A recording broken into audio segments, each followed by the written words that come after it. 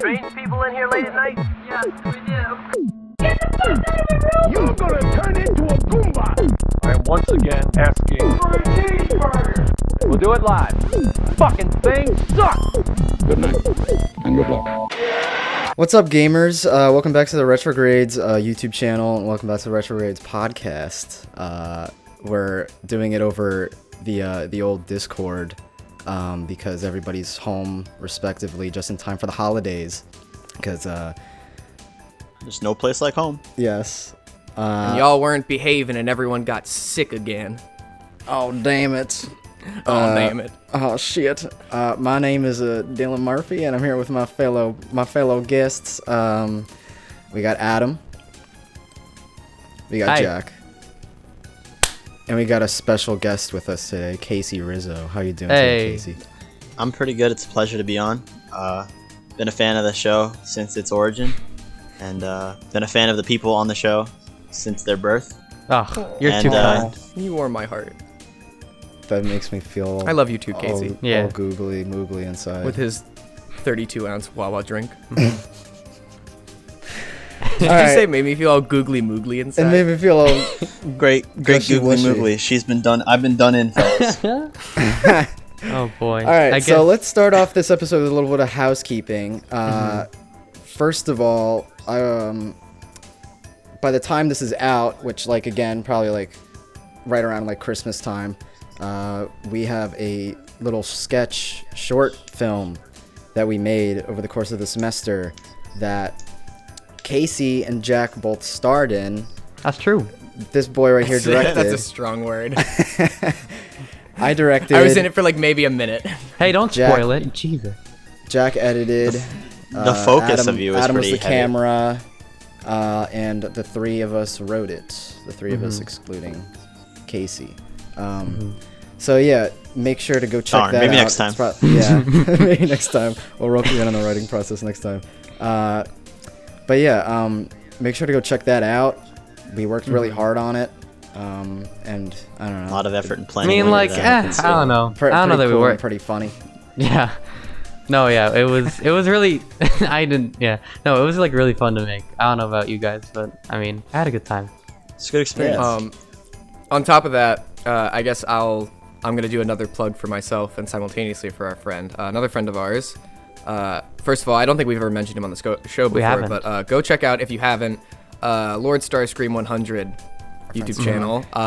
Our good friend, our very, very good friend Scott, who just released a teaser trailer for his upcoming Feature. magnum opus of a film. Yeah. Yeah. I'm not gonna spoil anything about it, but I will say the runtime is intimidating. Yeah. Breadcrumbs I'm so 5, excited. Forgotten Future is Forgotten going to be Future, intense. Yes. Definitely on a grander scale than the likes of Endgame, in my opinion. Yes, I think so. Yeah. I Although agree. again, it's a shameless plug for me because I am also starring in that. Yeah, me and Adam and I look- play tiny I look bit parts in great. it too. Mm-hmm. But yeah, I'm overall, being just being on set with him, you know, working with him like intensely for the last couple of months because we were initially gonna finish this probably like I don't know when we were gonna plan, like when he planned on like finishing this, like regardless of like the COVID thing, but the COVID thing had a major impact on it, so Yeah. it pushed back shooting and all that shit by like so many months, and to finally see it like come to fruition in some sort of way is like very.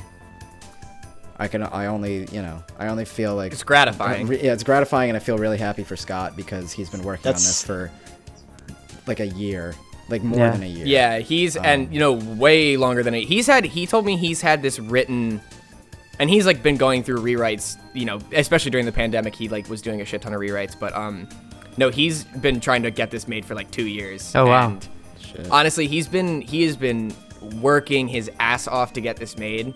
Yeah. Like crunch time. He's been doing all this work, and like there's still so much work left to be done before it does come out. You know, because I think he's slating the release for spring of Spring. next year. Yeah.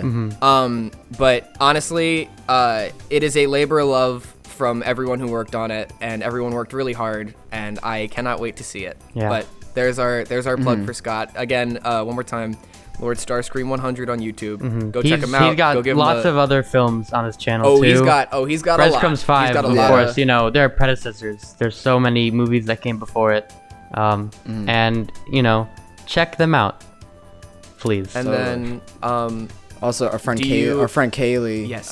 who's also a cast member from the new movie that we worked on that we met through shooting that. Lovely lady, and she is a singer, part Yeah. of Mars a Council. musician. A musician. Part Not of just Mars. a singer. I mean, yeah, she sings. She but- is a Important beautiful distinction. singer. Yeah. However, she is also a very talented musician. Yeah. Anyway, she's She part of released a Mars song. Council, Yeah. which she released a single called HunyT on Spotify, and it is amazing. So go check Fun that fact. out. Honey Tees. I- I mean, we'll link all of these in the, Oh, yeah, description for for So sure. we'll link it all for everyone afterward. But Honey Tea spelled HUNYT, no space. It's all one word. I actually abs- thought initially that it was pronounced Hunnet, and then I listened to the song. Yeah, And- no, and then she corrects you. Yes. But again, all of our shameless plugs for all of our friends. Please go check them all out. They all do great work. But Yeah. let's now that we've gotten the housekeeping done, let's get into it. Dylan, Before we move on, camera? first of all, Casey, do you have anything you want to plug?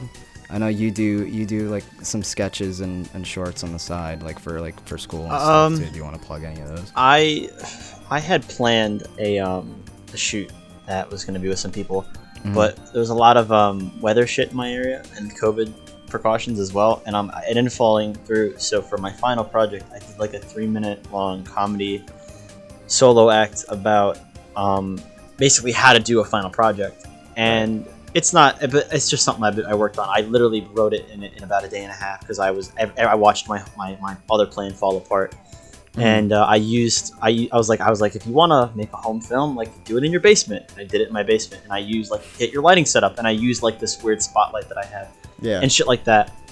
In terms of stuff that I have planned in the future and like stuff that I'm definitely working on, I'm over this break, I'm working on getting permission from the manager of a storage facility unit, not a unit, it's like a place, like a storage unit place, like A warehouse. store, warehouse. Yeah, I'm getting warehouse. permission from them to shoot a horror thing there, because like it's a very, very creepy place with a lot of long hallways and metal that echoes. And I went there one time with my mom, and it was like late at night, and it like the fluorescent lights, and I went, I'm gonna make something here.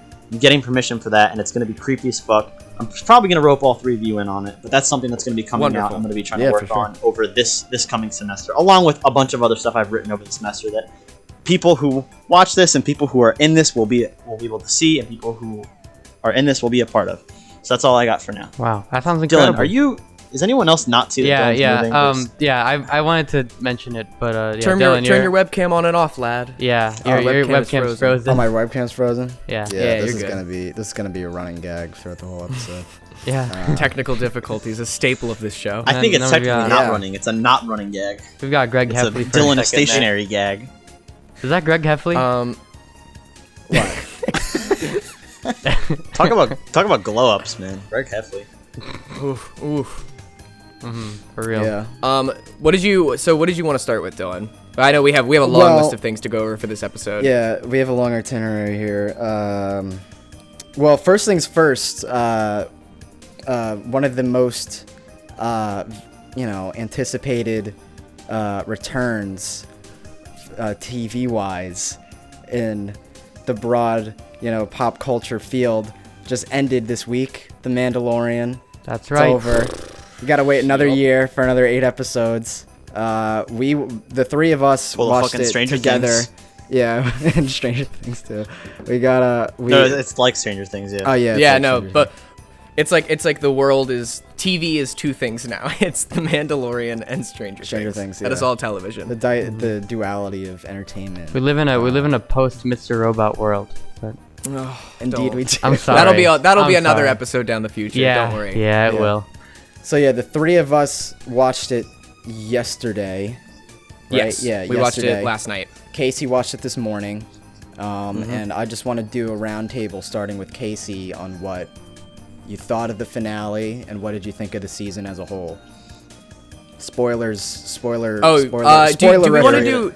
Do we want to do a non-spoiler segment first, and then we'll let do them that. know? Yeah, we'll put like a timestamp and let you guys know when spoilers start. Okay. So non-spoiler based, and we're so I can't really do a lot about the ending in a non-spoiler based. I'm just gonna talk about the season as a whole in a non-spoiler form. I think that I watched the first 2 episodes after they came out, and I caught up, and then I watched them concurrently every Friday. As I watched them, I got a very kid in a candy store, jump up and down sort of opinion of every episode had something that offered fanfare, like season 1, and I thoroughly enjoyed it. I did read online, and I was because I like to look up similar stuff. I read reviews. It's season 2 offers a lot of good stuff, but it's following the same format of Mando goes somewhere, he does a quick favor for someone, and he gets in, he just moves on, and it was very episodic. It didn't really seem, it was a linear story, but it didn't act like it. And I started to understand where the people were coming from, so say, if they keep following this formula in the first half of the season of Mando going somewhere and doing something, and then nothing really happens, he just ends up getting a small lead of, oh, the Jedi are here, someone's here, then it would kind of stink. I liked seeing the little short adventures, and I liked seeing all the cool things that the Mando did with the child and the bond growing and everything. But I was worried it was going to get stale, and that's what some people maybe have to jump the hurdle to get over in the beginning of the season. Yeah. The back end of the season fixes that by getting it on track with a little bit more of a concrete storyline, and that's my non-spoiler take on season 2. Yeah. I feel like it ended way stronger than last season, in my opinion. The way just endings go. Duh. Yeah. Not to spoil anything, but they went all out. They went all out for this ending. No, I mean they teed up the ending earlier, and they made it more of more narratively sewn together than last season, where it was just oh, everything's all disconnected until literally the last 2 episodes of last season. So. That is. Yeah, so in retrospect, I don't know how I feel about that. In my spoiler-free opinion, I will say that the end of the season does definitely make you appreciate bits and pieces of the earlier part of the season, where it's oh, okay, I see what they were doing there. It wasn't just filler. They were planting seeds from the get-go to set up the ending, which I appreciated. But I kind of agree with Casey and what a lot of people online have been saying, which is that this whole season feels very Saturday morning cartoony, I would say, and not in a good way. It, especially with I thought it was a strange choice to have the very, very first episode of this season just kind of feel like a filler episode, to kick off the beginning of the season. And, they plant seeds for stuff that does come into the end, but it's one thing. And for me, that one thing doesn't justify, okay, so this episode, Mando does a Tremors ripoff with Timothy Oliphant. That's cool. It was neat, but the first season, I think that worked really well because they were setting up the world and the characters and how the bounty hunting world works in Star Wars. They expanded upon it a lot more, and that format definitely worked a lot better for the first season. Yeah. Of because it was less, it didn't need to be as episodic because there wasn't as strong a through line or a plot yet. Because, Mando was just Mando. He was just doing things. Right. And then for this season, he was given his task at the end of last season. They were find the child's people, bring it back to its people. This is the way, yada, yada, yada. And I was super pumped. I was okay, we've gotten through the setup and the world building, and now we're here for it's going to be story time, baby. And then the first episode came out, and I was never mind. Yeah. We got cool action, but that isn't as strong of a supplement. It's pretty cool, but it's just the action was strong in the first season, and it was more of the same, which isn't a bad thing. I just I was expecting a little more structure from it, I guess. Yeah. But overall, I would say it's definitely worth the watch. Some episodes we'll get in the spoiler section. I'm sure we'll get into it. some episodes in this season are worse than others, but overall, I would say the whole thing is worth watching. Yeah. Adam, what about you? Yeah, I agree with a lot of what's been said so far. I guess I want to bring up some other things that I didn't love about the season and some things I did really like. I guess I really was expecting the villain of Moff Gideon to be stronger, like to have like a stronger presence throughout the season. He just like didn't. You could make the argument that like it's kind of hard to do it with this character because I don't know. I guess to me it feels like there's just not a lot going for him in general, so there's not really a lot to do. I don't know. There could have been some sort of complicated motivation for like why he's doing what he's doing, and they could have gone into it, but they just like didn't. So that was a little disappointing for me. Also, especially I think the editing, I feel like the setup. Go ahead. What? I'll say like I'm hearing you say this, and it's like it's just resonating with me more because I'm having flashbacks of the season finality of season 1. Yeah. And like seeing the presence of Moff Gideon and like it's almost like he set down the warpath. Mm-hmm. And season 2 was like almost like predicted to be like the march of war, and like it's almost like typically with other shows, it's like once like some big character like this is brought in, like they seem like they're the big baddie that then takes all of season 2 to make some headway against, and then they get away. They just before they die at the hero's hand, they make an escape, and then the events of season 3 play out. And it's not cliche, but that's the way that Moff Gideon was presented in season 1, and that's why I really wanted like this big build up to rise up in season 2, and we didn't get that. Yeah, we didn't see him for like half the season. Yeah, I totally half agree. is a strong word. We didn't see him for like 2/3 Yeah, of it. for the episodes that he was in, like he just wasn't in it for very much, and that was a little disappointing to me. But I will say, there were some cool spots that we went to this season. We do go back to Tatooine. Very unfortunate. But I mean, in the first episode too. I like. Yeah, it sucked. Ugh. But that pirate planet with all the sea, all the that shipyard place. That was cool. That was a fun place. I like that. Mm-hmm. Yeah, there's an old Republic planet in it that made like me and Dylan sort of like goosh. And they shot it that. on location too. They shot it on location. They didn't use the freaking volume for that. So that was like on location shooting in California. So that was like pretty cool. Pretty cool change of pace for the show. Yeah. Is that it, Adam? Yeah, that's it. Well, for me, honestly, I feel like the more that I've had time to sit down and think about the season as a whole, it doesn't really have me excited for season 3 because I don't. How do I put this? I don't like. I like season 1 a lot.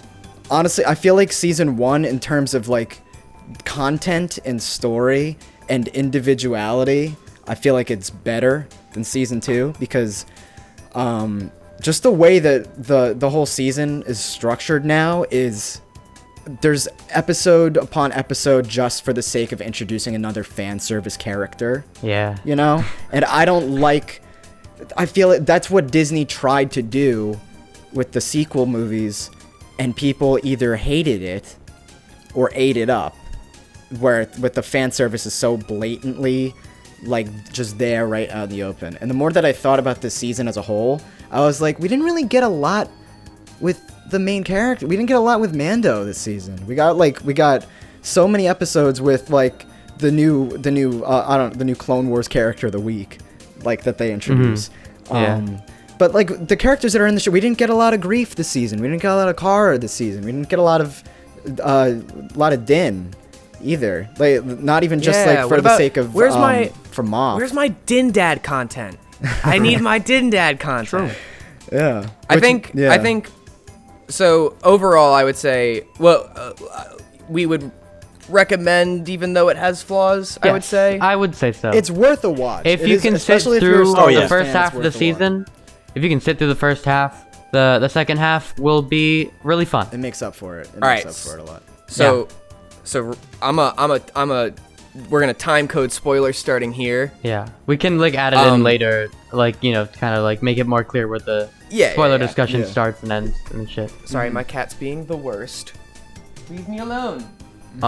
Okay, so now that we're in spoiler section, it's time for the podcast to get interesting. Rubber Luke. Let's start arguing. No, let's start arguing. Before we get to Rubber Luke, I want to talk about episode 13, or chapter 13, so badly. The Jedi? Yeah, this is the thing, yeah. All right. The Jedi. So this has been a point of contention for a couple of people in this group, and I'm very excited because I haven't talked to Casey about this at all. Yeah. All right. Dylan, you think I'm being hyperbolic, which is understandable, but I hated this episode. I hated it. He's not a fan of this episode. Just to throw my quick thoughts out there, and then I'll just throw it to the group. So for starters, I'm a big Clone Wars shill, and that's going to be a surprise to no one who knows me. And Ahsoka is a character who is very near and dear to my heart. I think she is the coolest, most complicated, most well-rounded Star Wars character that has ever been written. Mm-hmm. I think I really do think that. I think Ahsoka's all of the character work that she gets in Clone Wars is some of the most like competent writing, because like Star Wars is so fun for the fanfare and the spectacle, but like, you know, the thing that people always sort of mock about Star Wars is goofy. Yeah, Star Wars has always been like, you know, really goofy, and the writing's always been like a little all over the place. Yeah. Mm-hmm. You know, you don't come to Star Wars for like this Oscar-worthy writing, and I'm fully aware of that. I know that. Yeah. Like, I've been a long-time Star Wars fan, but Ahsoka for me was just like that breath of fresh air for Star Wars, where it was like this very, you know, morally conflicted and interesting character who like defies a lot of the norms of what was already set up in the Star Wars universe. Right. And then they just took all of that away, removed all the nuance, removed everything that was interesting about her, and just made her like Diet Mace Windu. And I hated it. I hated it so much. So I'll leave it. You guys can critique what I think. Just from like what I've heard about the character of Ahsoka, you know, from the Clone Wars, like she just doesn't make sense in this episode. And that's just really confusing. I guess that's why we have to watch the new Ahsoka show or whatever. But like, you know, that doesn't. I'm not in love with that. I'm not a fan. That's kind of bad. What do you think, Casey? I've argued with this kid about this episode enough. I think that this episode brings a lot of weird shit to the table, because there's a lot of weird cinematic elements. Short of like putting aside all of the things about Ahsoka and the writing of the characters, I think it's like there's the weird standoff with like the ex-military bounty hunter, and like there's Grogu, and like fucking just establishing giving us, like, not spoon feeding us, like fucking shoving an entire cake down our throats of information about the child when we have had nothing. Yeah. We know that he is the same race as Yoda and is 50 something years old. Yeah. That's it. That possesses the force wielding. That's all we got. Mm-hmm. And then this one random bumblefuck episode goes, I'm gonna shove this cake-sized load down your throat of information that you have to deal with. And I didn't love that. It set that the way that Ashoka talked about Grogu's like training, even though like it's weird because Grogu's like 50 years old, but and still worked baby, and was at the Jedi temple, but at a baby, but has training and is learning. It's what characteristics are you trying to fill out? Like what is this information doing to fill out Grogu as a character? Because Grogu's character doesn't have that much depth and interactability that we can utilize and see on screen. Yeah. So that was just something that like I was kind of frustrated with. Yeah. It's like what is this episode trying to really tell us? Yeah, and in the larger scale of the show, like the stuff that Ahsoka was saying about Grogu has like little to no payoff in the scheme of the season. Like, you didn't have to say all the stuff that she said. Like just say that she, you need a Jedi to train Grogu, and then just set him off on his merry way to look for another Jedi, which we'll talk about that. And then the fact that the entire episode you think like, okay, we're getting this character that we haven't seen in this we've never seen in live action before, which was the thing that people were most nervous about. And I think they were super close to nailing her look. I think it was all good except her the little pointy things on the top of her head. I don't know why they went backwards instead of up. Yeah. That's never how those aliens have been no, designed but in like Star Wars. it's live Nitpicky action thing. though. Yeah, it's live action though. So They it probably has to do did with like it in the choreography. prequels. No, but like they literally fight, did it in though. the prequels. No, but like she has to run around and fight. Yeah, do you remember? too. Do you remember when Shakti fought the Emperor in the prequels and she had the little loopy things go up? Again, nitpicky, very nitpicky. It's just a personal thing. Well, they did it But- with Kit Fisto too, and he like looked like he couldn't see what was 2 feet in front of him, so he was like swinging his That's lightsaber fair. all over the place. So yeah, they want to make it look as least amount of awkward as possible. So I understand that. I don't understand. The weird editing was kind of like a flaw to me. Right? The weird fight editing, especially towards like I like the editing with like the fighting like at the beginning, like where it's like right in the middle of the action, really strong start to the episode. But the end, like the end fight with between Ahsoka and Random villain who I didn't care about. random villain to tee up her own show. That was a little weird. I didn't think the editing with that. And the only thing I could think about that is oftentimes with like fight choreo and stuff. Like I'm pretty sure Rosario, like just based off that editing alone, I'm pretty sure both actors did the actual fighting. They didn't do any stunt doubles, and I guess they didn't have time to rehearse enough. So they just got as much coverage as possible and thought like, oh, cut means that it'll look better because the choreo itself doesn't look that great. So that's what I was thinking, to be honest, because they do that a lot in shows. A show like The Boys, which I love, the fight choreo in some of those episodes, horrible, which means the editing is bad. The editing is really bad, especially in season 1, where Maeve is like fighting, like doing like the train fighting. Yeah. Abysmal editing, bad. abysmal fight choreo. But you know that happens. Well, they just so like it makes they always sense as just to why they do it. They just like, you know, it's always a common editing technique, cut on action. Yeah. You're not supposed to do it every time there's an action. Yeah. They do it like every time she goes to like swing her lightsaber, and it always like makes contact with something, and then when the second it does, cut. Yeah. The rule Again, the rule of thumb film is major 3. shit, The but- rule of thumb is like 3 beats and then cut in an action scene. You go like, punch, cut, punch, stab, cut, like punch, stab, punch, cut, like, you know, like there's three things that happen in the shot, and then it gets completely cut to the next shot. But yeah, the editing looked weird. The editing looked wonky. The overall atmosphere I loved. I loved the whole atmosphere of that episode, like the whole like samurai meets Mad Max aesthetic. I really like. I like the use of like smoke and shit like that. It was a really like cool change of pace for the season, because it's like, oh, Mando's just out in the middle of the day doing like things bright on the suns of Tatooine or some shit. Yeah, it wasn't a desert or a forest planet, which is what all planets in Star Wars look like. Yeah, so this was interesting. As Well, for like- Ahsoka, honestly, like, I hate to make this comparison. I've made this comparison like 4 or 5 times to you already, Jack, and I think it like makes you angry every time I say it, but I'm gonna say it anyway. We can argue about it.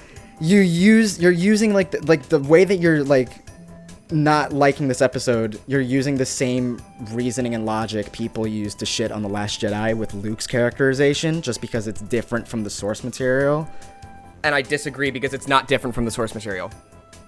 With Luke, Yes, it's not different. I agree That's with the that. argument I was trying to make. it was different enough for fans to take flames from it, like to not. Okay, And I'm no, but saying- in and that I'm case, saying- the fans were yeah. fucking wrong. They were just wrong. Sorry. Well, no. In that case, the fans would have hated what George Lucas originally wanted to do. That's true too. Yeah. His plan from the get-go, and for those of you who don't know, because I have no life and I just research this stuff whenever. You know, I've read up on a lot of because there was like a treatment written like way back in the day for what George Lucas originally wanted to do for his sequel trilogy. Right. Because his whole plan was, I'm going to make this first Star Wars trilogy, and then I'm going to make the prequel trilogy, and then after that, you know, the prequels flopped, and then he just sold it to Disney because he hated life, and I don't blame him, because like the entire world just told him he was the worst person ever. Yeah. But his original plan was Luke was going to be the villain of the sequel trilogy. And another fun fact, the original ending of Return of the Jedi was going to end with Luke killing Vader and putting on his helmet. Yeah.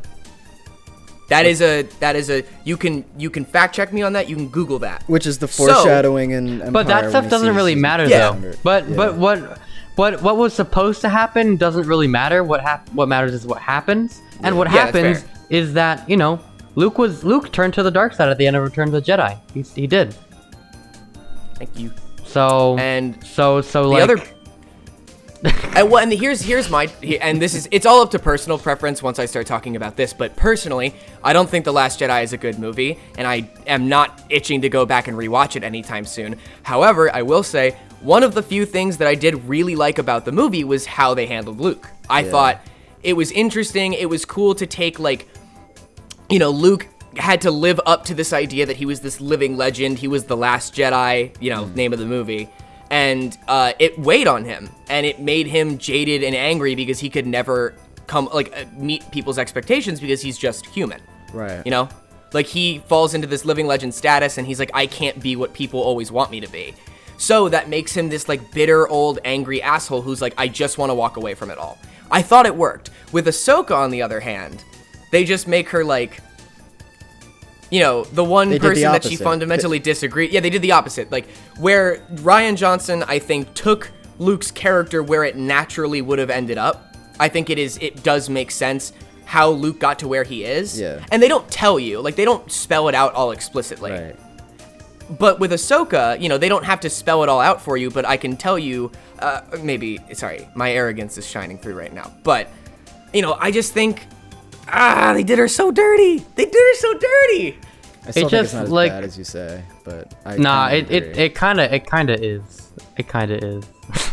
You haven't even seen the show. I know. I'm going to though. But from what I've heard about how the character exists in the Clone Wars, this just doesn't make any sense. There's no way. It just doesn't track.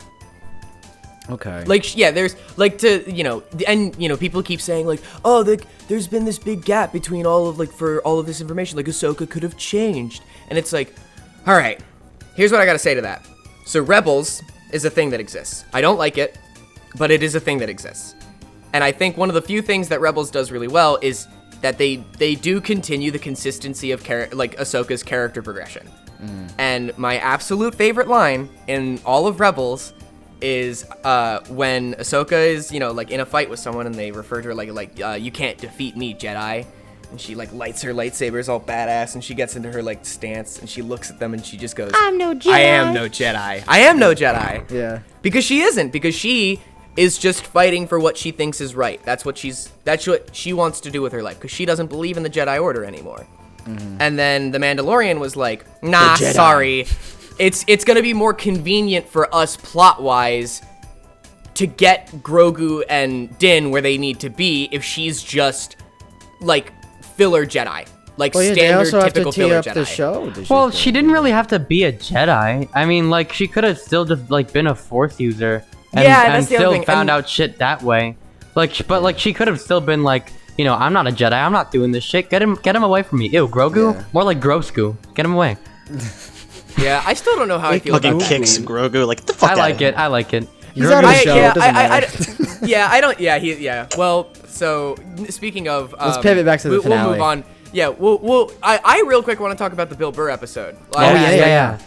Sequentially, we'll build up for our spoiler section to get to it. I'm gonna let, like, someone else hijack because I just talked a lot about Ahsoka, but I am just gonna say, Disney, you're doing it all wrong.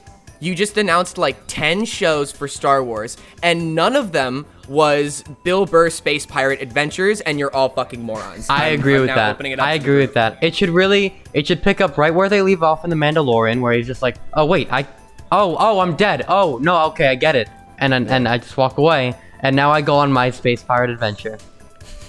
It should do that. I think he's a pirate. I think he's a good character, great actor, good comedian. But I disagree, because I think when building a proper character that has room for what audience wants to see, like the wantable growth, I don't think there's much there, because he's like an asshole, but he's done some good, and he's willing to help certain people, but he's trying to save his ass, and it's like, yeah, that's a lot of, like, tropes in television. But I think the way that they've structured him as a person and as a character, like, he's already kind of burnt out, and I don't want to see a show that focuses on him as the grizzled, like, he's sidekick material. Mm-hmm. I don't like I don't envision myself fully enjoying a show, like him getting a show where it's just him being an asshole partially, but then eventually doing the right thing. Like, that's like a trope that like I've seen a lot, and I enjoy it sometimes, but with this character and the way that they've just built him up, I don't like it. Yeah, okay. That's fair. I don't know. For me, when I say I would agree that normally like a character like that would be sidekick status, but like Bill Burr stole the show for me in that episode. Like Pedro Pascal was playing second fiddle to him in that. Yeah. Like that's true. The whole monologue. The only reason I think that it would be interesting is because of that whole monologue and like argument that he has with the Imperial officer. So emotional when they're just in like the break room. Yeah, it was like I've never seen Bill Burr like, you know, I've always known him as like the you know, that like, yeah, the angry comedian. He's like, I'm gonna fucking like, he's just always got that cadence to him. But like in this episode, it was like, I don't know, it was appealing to see him really get emotional and angry, and I love the payoff where he just fucking pulls out the gun and It's just so shoots great. the dude It's across so the great. table from him. Yeah. It's perfect. I enjoyed that thoroughly, but I have to bring comment just based on expectation.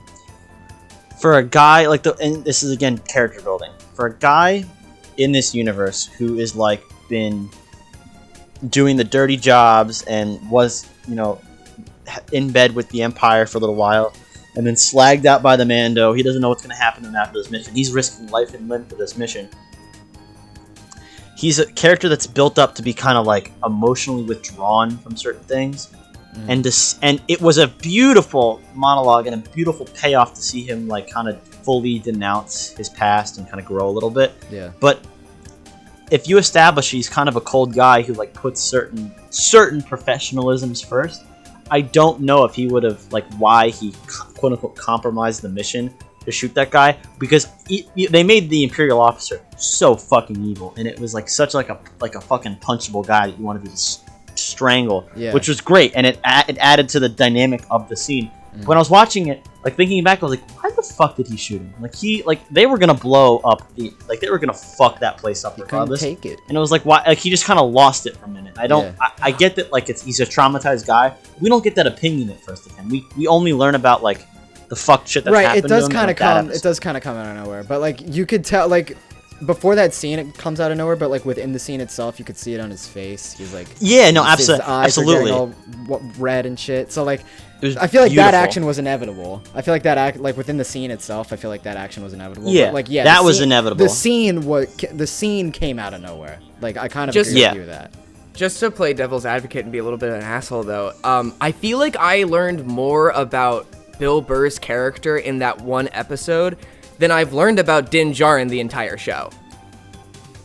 Like, I love Din. I like the way that they've characterized Pedro Pascal, but like, you know, for me, and I'm especially worried for season 3 now, because a big part of his character appeal has been he's this cold-blooded assassin with a heart of gold who takes care of this kid and is like an adorable dad. But now, like, you know, Grogu's most likely not going to be in the 3rd season, so I'm curious as to what they're gonna do with Din's character. Yeah. Like where he's gonna go, because we don't really know a lot about him and like what his motivations are and what his goals are, other than this is the way. Like we know he cares a lot about the Mandalorian code and stuff like that. Well, I think we're forgetting something though. Okay. It was I mean, and this does, I do have to say, it does touch in on the ending, the finale. But Moff Gideon's talking about the Darksaber, and whoever wields it has the power over Mandalore to unite Mandalorians. It goes unsaid. I think that's one of the reasons that it goes unsaid is it's like Bo-Katan's like, I'm gonna fucking fight you for this shit, and then like Luke, you know, and then Luke shows up, and then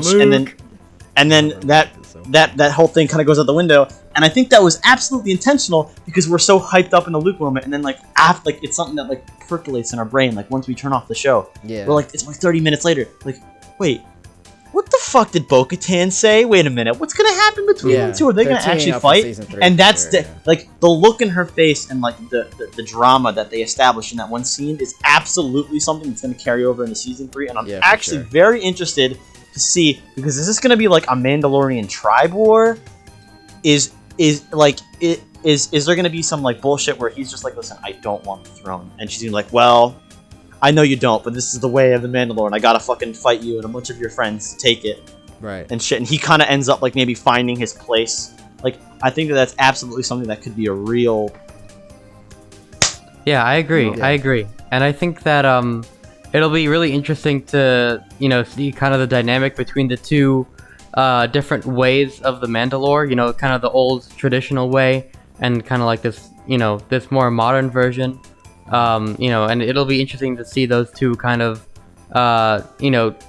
systems of or modes of thought just kind of clash together. That could be interesting.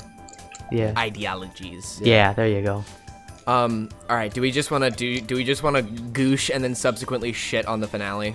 Yeah. I want to talk about one more episode before we talk about the finale, though. My favorite episode of the season, the Boba Fett episode, the Robert Rodriguez directed Boba Fett episode. Yeah, we can't skip over that. It is after watching I forget what episode it came after. I think it came after what episode came before that? It came after the Jedi. It came after the Jedi. It was right after. Yeah, it came after 13. Yeah, it was chapter 14. Yeah. So it was like a stark. It was like a 180. Perfect. It was. I think it's the perfect episode. Like it's just his. First of all, that's fan service done right, in my opinion. Oh, it was amazing. With first, I didn't expect it at first because I thought Boba Fett was just gonna show up at the beginning of the season and then maybe show up at the end, and then they're gonna do something next season or his own show, which they're gonna do. But yeah, literally the first thing that we see, Slave One flying over, I'm like, holy shit, we're gonna do this now.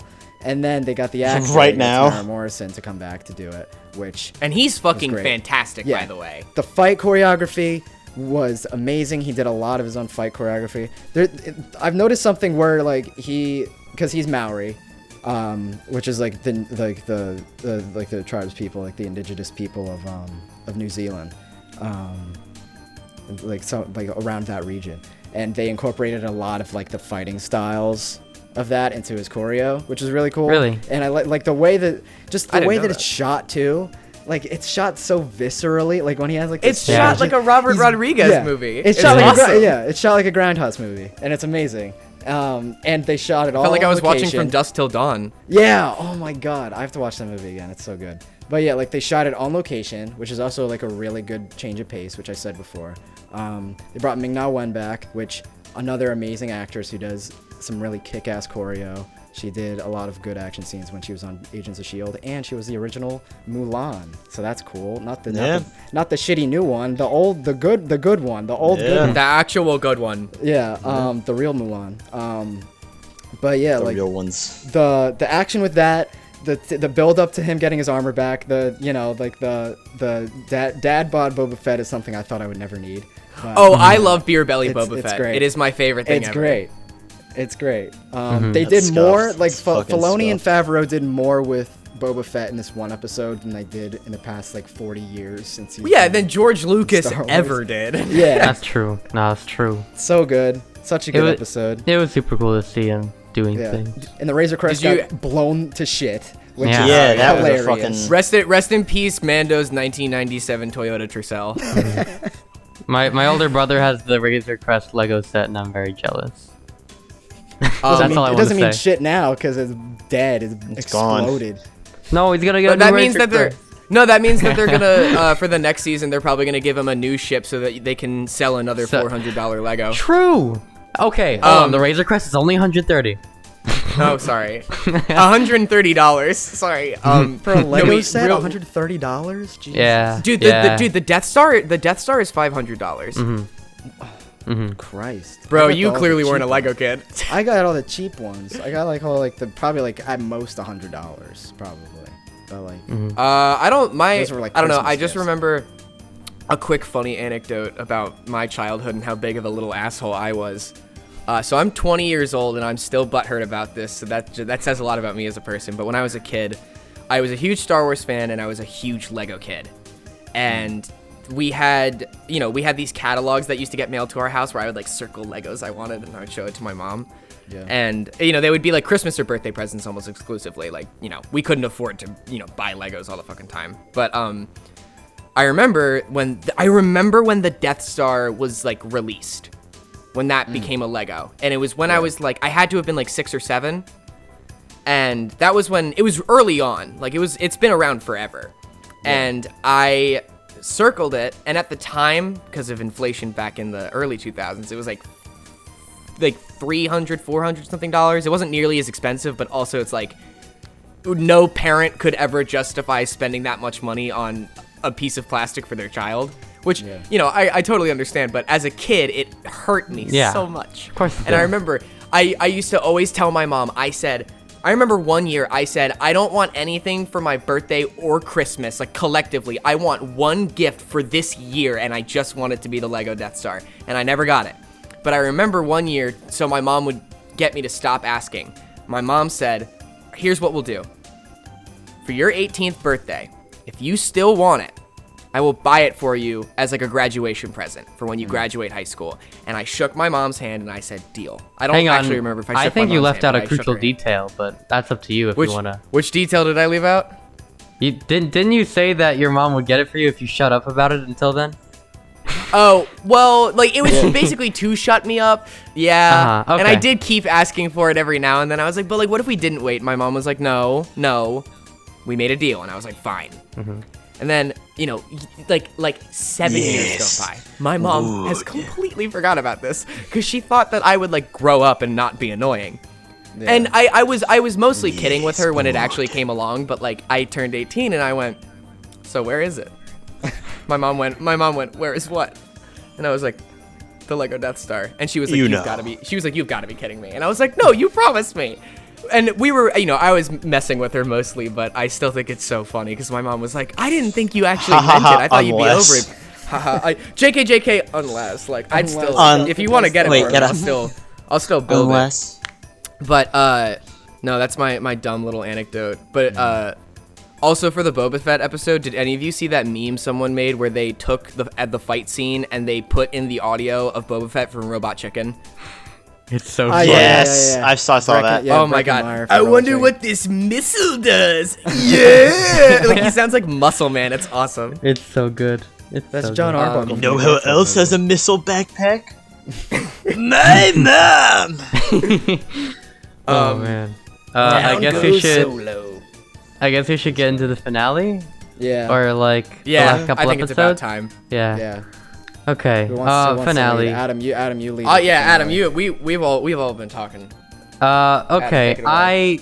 It was just fun. It was just a really good time. I will say, I mean, you know, I think we all kind of noticed this a little bit. The balance for the CG budget was a little bit off kilter. I don't know.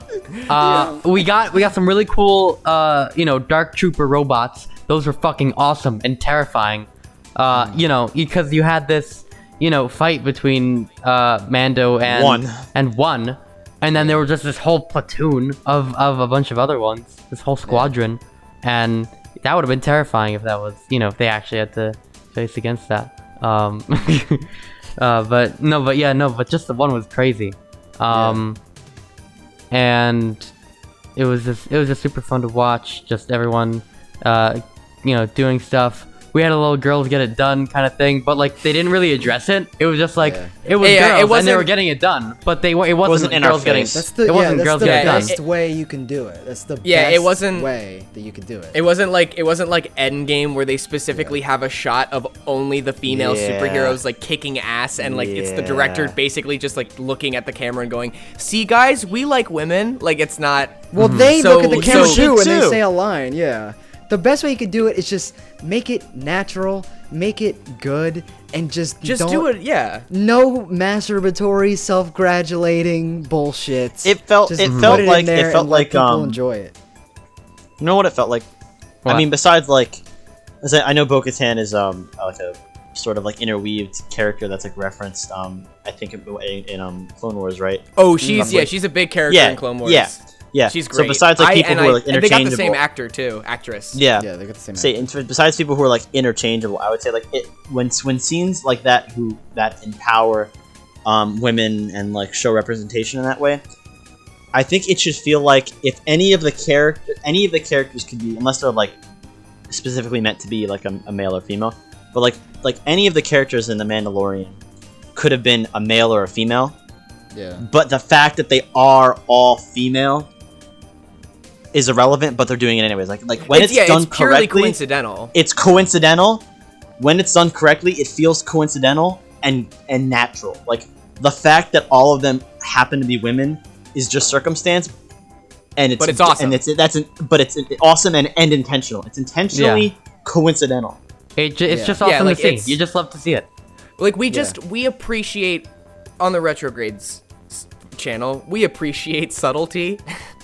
Please. And when they're not just like throwing it in your face, which is why I do love The Boys so much. Like that show has its flaws, but like the fact that they just draw so much attention to how like just scummy and condescending all of these like corporate movies are, when they're just like, look guys, we care about representation, but meanwhile like Disney still won't let there be like a gay character in anything. Yeah.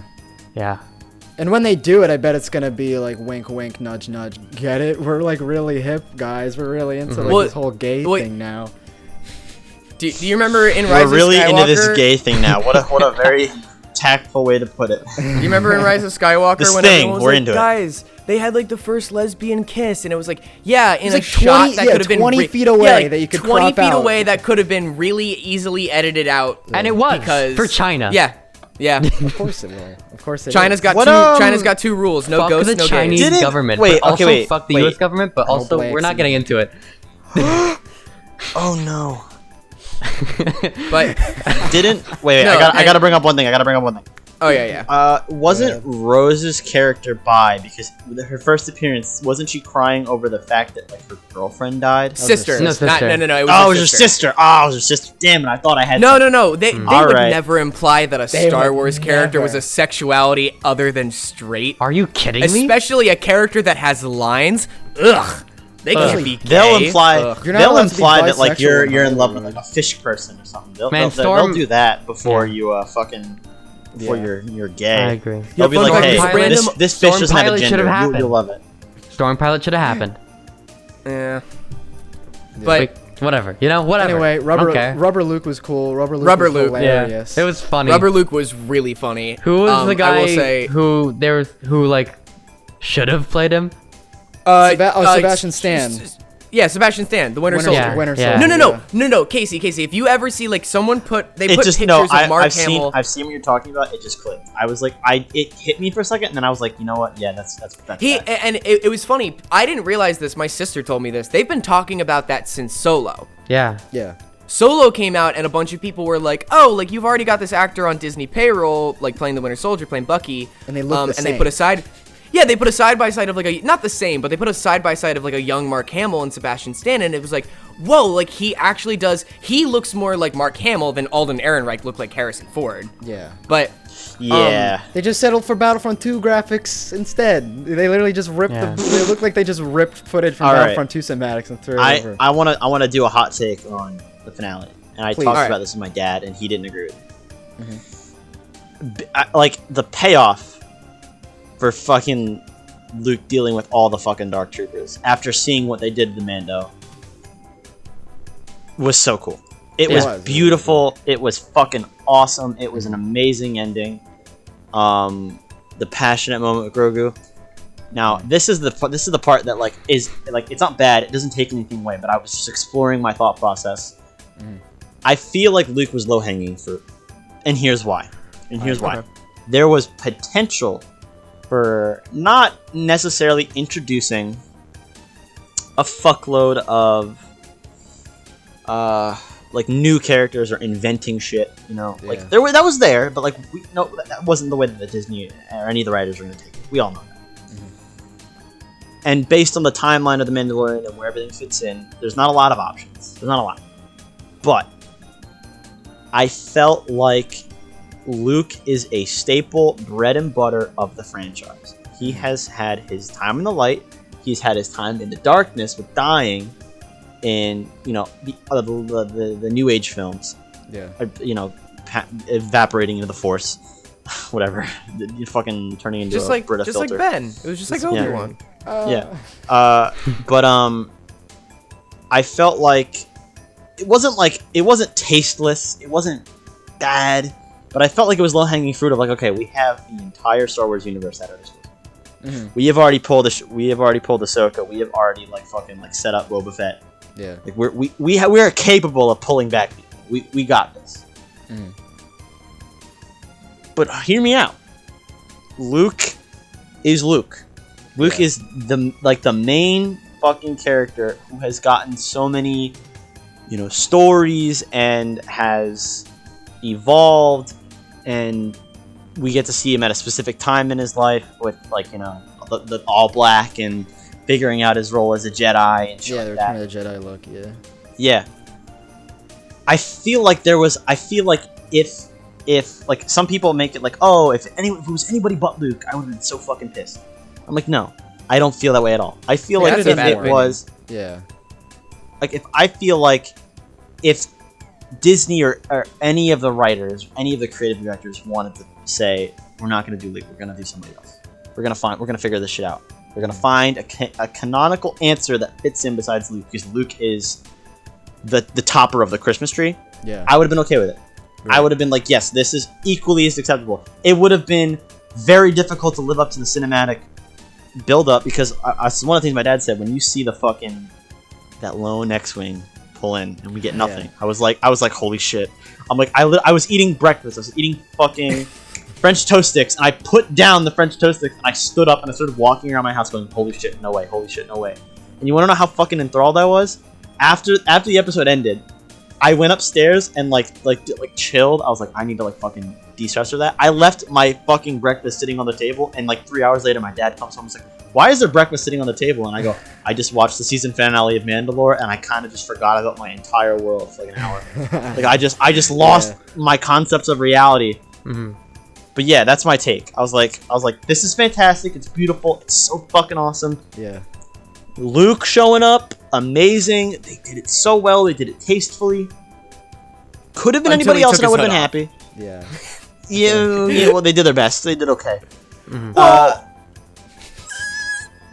said this Listen. while we were watching the episode, like, because we were all debating, like, because it's like the second you see the green lightsaber, especially when they saw the X-wing, I can't remember if it was Adam or Dylan. Someone said Ahsoka, and then I was saying, I was like, said Ahsoka. or did I say No, yeah, Ahsoka? you I guessed said Ahsoka Ahsoka, and then first. I corrected myself.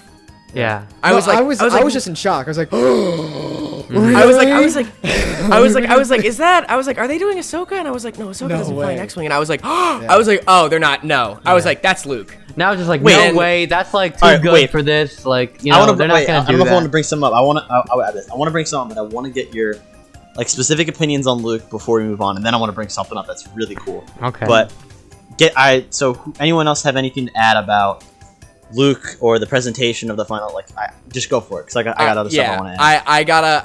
I gotta talk about the CG, because Yeah.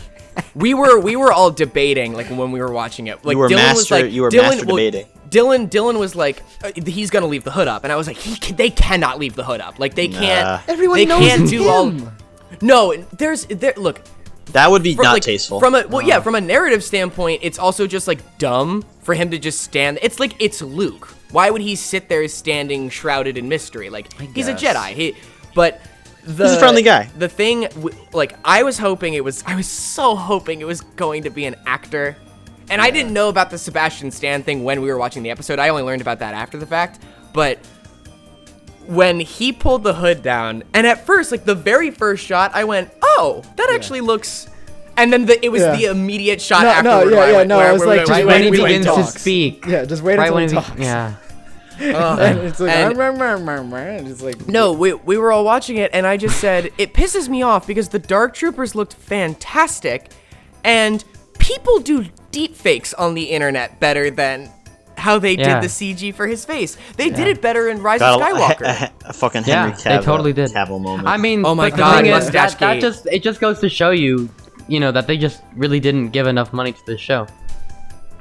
Yeah, not I mean, enough I ti- or don't know maybe what they it just could have needed been. more 'Cause this time. is like, Maybe that's it makes Yeah. it makes way less sense that they wouldn't give it as much money as possible, because like, this is the biggest draw for Disney Plus right now. It's Yeah, probably just more true. time they needed. It's probably like Yeah. a Black Panther Yeah, situation they were needed. probably Yeah. rushed. Mm-hmm. But other than Well, that, like, if you think about it, time is very important. But also, I'm thinking like, okay, if they couldn't find for good tracking on face stuff, like if they wanted to pull like we get a Sebastian Stan moment, like why not? Like I get COVID's very having extenuating circumstances. Like why not just get Sebastian Stan? You're fucking Disney. You're fucking you're Disney. That's one. You're fucking the Mandalorian. Like what like birthed fucking Disney Plus and like allowed it to like live. You're telling me that you can't fucking put out some fucking Craigslist ads on the internet to find someone who looks a lot like Luke lookalikes, please. I don't, but then Luke, like yeah. People would spoil it. Yeah, but I mean, well, they did have a physical actor. It just came up on my phone. The actor's name is but like how Max Lloyd Jones. That's the guy who was like the actual. As much as like you like. But my point is that if they don't have the resources, like if we just like rewind the clock and we didn't give them any head start on like time or resources, they still were operating on what they had. Yeah. If that was the best they could muster with CG, I would take a fucking completely different route and go, listen, your use of CG better be fucking minimal because that was terrible. That was abysmal. So you better scour the fucking all the galaxies, get in your fucking X-Wing, Disney representatives, get in your X-Wing and go find a fucking clone. Go grow another Mark Hamill. Make him spit in a cup and grow another one. Test tube Mark Hamill. That's what we need. You could. Disney has the resources. I created Mark Hamill. Just like all the Snopes in the Rise of Skywalker. No, we just need grow another Palpatine. Mark Hamills. Yeah. We just need a fucking like what Palpatine did. We need a fucking like just grow. I made Snoke. I made Mark Hamill. Yeah. But other than that, do we have anything that we want to talk about before I just start yelling about the end credit scene? R2D2. I like the. Oh wait, hang on. Sorry. R2. Yeah, cool. Oh, like R2, buddy. It was cute to see him again, but that was one moment that kind of made me roll my eyes where there's that like 15-second unbroken shot of Grogu just staring at R2. But Jack, and look, it's it's basically look, it's R2D2. I think I know things I recognize. I start to see things I recognize. It was like it was bad, but it was cute, like it was so cute. good. It was so nice to see him again, wholesome, especially since he got shafted so hard in the sequel trilogy. Yeah. Like R2's just not in it, and I get it. It's just some tin can, but I love him. Yeah. No, Like I can it's more admit than that I'm a Star Wars shill sometimes. I love R2. And I think he's not just a tin can. He's more than that. You want to know why? Because the fact that he got such a fucking big chunk of just nothing of him making beepy boop boop sounds proves that there's enough fans out there that want him and understand that like it's a robot, but it like droids can provide more. He's not just a fucking tin can, and the reason that he got so much screen time. R2 has a fucking soul. tugs the Taika hearts. Waititi last season, where he's like, it's just some robot, and everyone's like, oh, he died and he killed himself. Oh, Yeah. Oh god. Yeah, Jesus. Yeah. Ooh, I actually really want to talk about the fight between Mando and Moff Gideon real quick. Oh, go off. Oh, okay. Go off, King. So I mean, it's established that the Darksaber cannot cut through pure Beskar. And that's cool. We've got the fight between the Darksaber, and then we've got the Beskar staff. Very cool, or spear rather. Which one? I don't know. Well, either one. Whatever. It's a big Spear, yeah. It's a big stick. Now, I think that this fight was really cool. It was fun to watch them, duke it out. It could have been even cooler. I don't know how they would have done this, but like if somehow he was like wearing less of his Beskar armor, so that he was actually in a bit more danger of There's being. more Yeah, stakes. like there was actual Like stakes. imagine if he was like fighting with like no Beskar armor, and the only thing standing between him getting slashed by the Darksaber was his Beskar staff. That would have been kind of cool. I don't know. Whatever. Yeah. I don't know how they could have done that, but that would have been kind of sick. Like if someone else had taken over the fight. I don't know. Whatever. It would have made sense. If the Dark Trooper destroyed part of it, maybe that could have worked. But. Yeah, true. Yeah. To add on to your point, I don't get me wrong, it was a very cool fight between him and Moff Gideon, but when he was facing up against the one Dark Trooper and just like the fact that they added his like grunts of pain and like because like you have to remember it's like armor that's still pressed up against his body when the Dark Trooper like grabbed him by like his fucking shoulder and his leg and like punching used, his like, head robot. into the wall. Yeah. Oh, that one. I'll get to that in a minute. That's a point that I want to bring up. But like the robot fucking grabbing like his like calf and squeezing down, and it's metal that isn't gonna break, but it's metal that's pushing up against human bone. That's flesh. Yeah, it. Yeah, and it's like the right word for it. It's like he's like that. I felt like there was more real danger. It's like yeah, he's wearing this armor, but like he's still like a person under there that's feeling all the vibrations and like feeling this weight that's getting him crushed. It's fucking like so terrifying. But when the Dark Trooper picked the Mando up and fucking just slammed his fucking head into the wall of the door again and again, they kept like I know that's where the action was happening. They kept focusing on the helmet as if like somehow this fucking Dark Trooper was going to like break the helmet. Yeah. And I thought that's where they were building up to, where it's like finally he doesn't have a like his mask is off and he can't like hide his face, and that's how he's gonna like really show Grogu what he looks like and shit like that. But that would be interesting. So they didn't. Yeah, and that's what I thought they were building up to, and it was still a really fucking cool fight. Oh yeah, but like fighting was great. It was like this, but then they were like the Beskar is just like fucking just like destroying this ship. He is the Rhino. Yeah. And then he jettisons all the Dark Troopers into space, and I was like, that's kind of a. I like, why does the Empire have this just like very big, not covered lever that with no don't put in a code, don't do it, just. They did that in the Bo-Katan episode too, where like they're outside of the door. Yeah. Like, oh yeah, we're safe in here, and then they just all get sucked out the door. Yeah, the Empire needs to fix that shit. Cargo controls, sir. The where? The cargo control. Ah, that was cool. I like that moment though. Say psych right now. That was a say psych right now. And to go with like the stakes real quick, like to go back to like the girl power like montage and stuff, like you could have given them more stakes, more than just, you know, Gina Carano's laser gun is jammed for 2 seconds. They kill like 100 people in like 5 minutes. You can't give them something challenging to do. Oh, they murder so many people. They're cutting through human beings like butter. Mm-hmm. Din stab some guy in the stomach and crack someone's like neck, breaks their neck. No mercy. Wait, true. Wait, that shit was brutal. Oh my god. But as long as you don't show blood, it's fine, I guess. It's laser. You know, little people, it's really good to see. It's like I think one of the things that like with this season, and I think this new age of Star Wars gets right, is that like in the previous movies and any sort of adaptation, it's like, and especially the Clone Wars, like it's very easy for them to be portrayed as like every fucking person who is wearing like stormtrooper armor is a clone. And like even like officers, officers are usually people, but like it's very easy to forget that like the Empire like took over a fuck ton of planets and conscripted kids and fucking like it blackmailed like villages and people. So like he isn't just like they're not just killing like clones, like as much as they're like they have life and like that's a morality issue. Like they're like a majority of the people that they've now killed, because like clones are being murdered left and right. There's not really a lot of clones that like still follow the Empire and stuff. And shit's fallen and blah blah blah. Is like they're killing like people that have had like lives and maybe like don't 100% support the Empire, but they just happen to get assigned to Moff Gideon. Yeah. Well, you're gone. That's the thing about Mando's character, though, is that Mando, Din does not give a fuck. Yeah. His whole and he tells Bo-Katan, he's like, I don't give a shit what happens to Moff Gideon or the Darksaber. That is your fucking problem. I am here for the kid and the kid alone, and I'm going to do whatever the fuck I need to do to get him back. That's actually something about Bill Burr's character that I found really interesting. Bill Burr does give a fuck. He like talks about like the stormtroopers who like died and shit. Like, what were like, he's talking about all the innocent people that like have been conscripted into this like illegal war. He's like, these people didn't do anything wrong, and like that's I guess I have to pull back on what I said before about like Din not really being characterized well. He kind of really is. He's like selfish as fuck, and I kind of love it. Mm-hmm.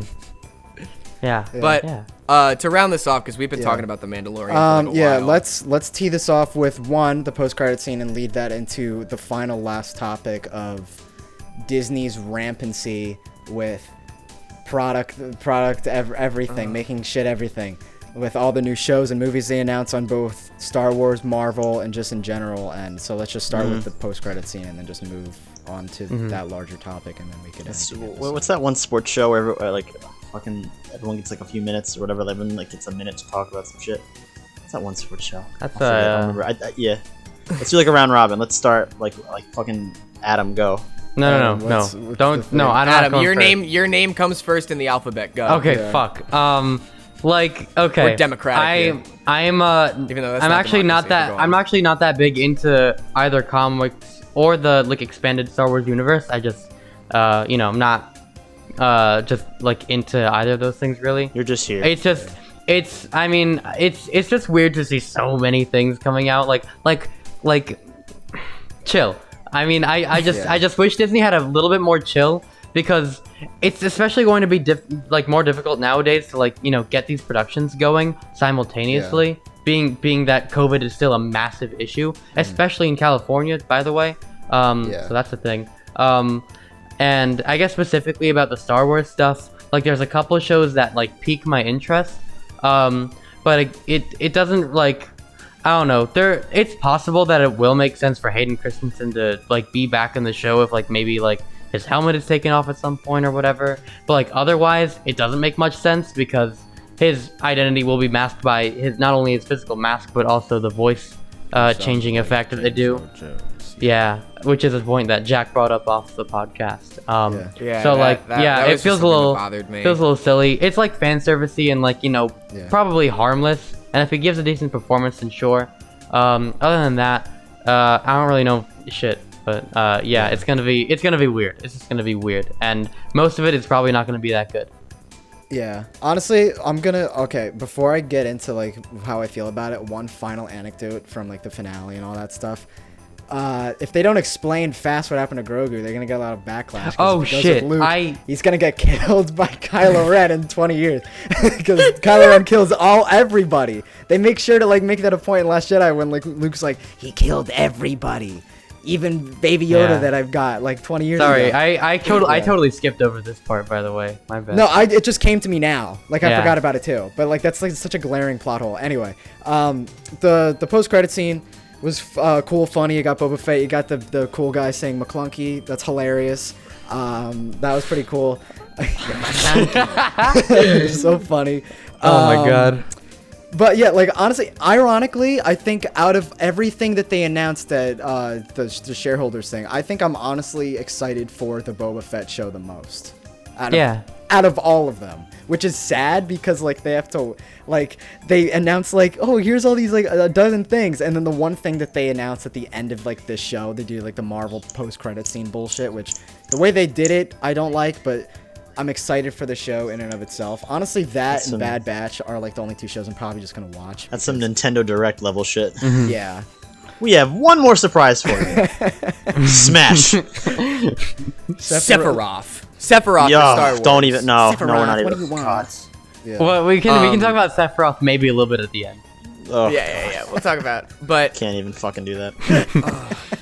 here, Casey, Yeah. you get the next minute. I'll go dead last because I got some shit to say. I'm not super educated on like all of the new releases and planned stuff, so I don't have much to say.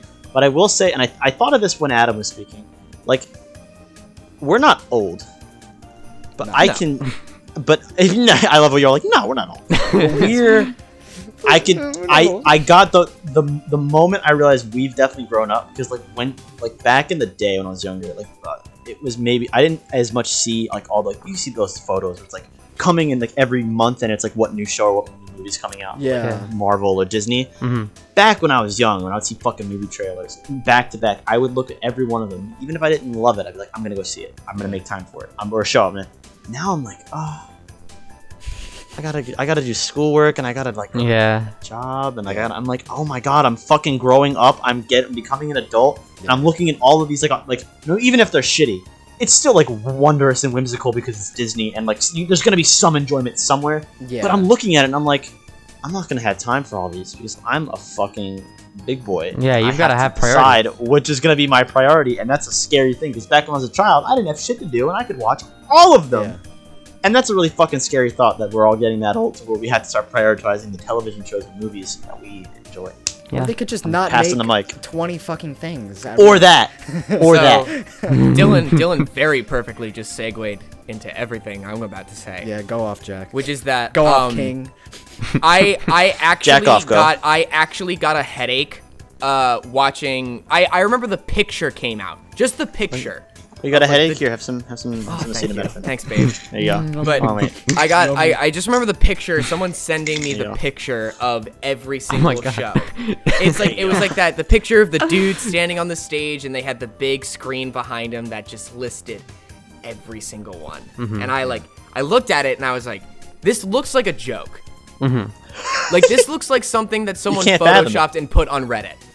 Like this looks fake. And then I'm I gonna get some actually Reddit tried karma to- for this one, boys. Oh boy. I started reading into like every single guys. I started reading into like every single show that they had actually announced. I was like, all right, let me look at a bunch of these and see if like let's just see what they are. Yeah. Let's just calm Quite down. literally, and again, it's all up to personal preference, but none of this piques my interest. Virtually none of it. Yeah. The Obi-Wan show is certainly enticing only because I love Ewan McGregor as an actor, and I'm curious to see what they would do with that. But You're not curious about Obi-Wan at all? Himself? no, I just said like, you know, the character, sure, I hope that they do interesting stuff with him, but like Hello there. the thing is this it's all so bloated. It's so much. Yeah. And it's so Oversaturated. unnecessary. Yeah, exactly. They are oversaturating this market. And it was funny because people were saying that when they were like with the sequel trilogies alone. A lot of Yeah. people were saying, I feel like I'm done with Star Wars. Like and now Disney went, all right, we heard your complaints. So we're going to listen to none of them, and we're going to double down, and we're going to spend millions of dollars. Or, I don't even know that. They could, like, be cheaping out on all of these shows and just doing a quantity over quality sort of thing. I feel like that's And- what they're gonna do. I feel like that's Yeah, They're gonna I do am that wholly- because they're seeing the numbers pull from Mando, and they're like, okay, the pandemic has forced a fuckload of people online into online streaming services and media. Like this is the perfect Kickstarter to delete physical movies and just move on to the digital age. more of this and- stuff. Except they won't They're do gonna that with go. their We don't movies." have shows right now that are good.